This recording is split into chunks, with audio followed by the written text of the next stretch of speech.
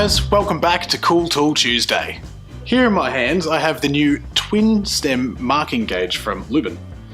This fella's fantastic. So we've all seen the standard marking gauge which has just one wheel. So this one is a gauge for marking mortises. So you actually get two markings happening each time you pass.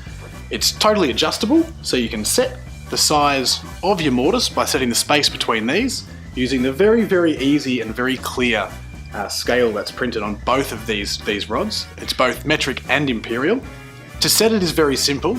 You just set the distance here using these measurements of where you want your first mark to be, followed by the second one on the second rod. Then you can lock off this little nut at the back, which will actually set these, lock those into place, so then you can move this top section and allow you to place your mortises along different areas of your workpiece. The beveled cutter heads on these rods here are very sharp, but they're also replaceable. So over time, if they do blunt them, it's very easy and cheap to replace those. And it's made from brass with these steel rods. It feels fantastic. For more information on this marking gauge or any of the other products we have at Timbecon, click down the link below and don't forget to subscribe. We'll see you next time.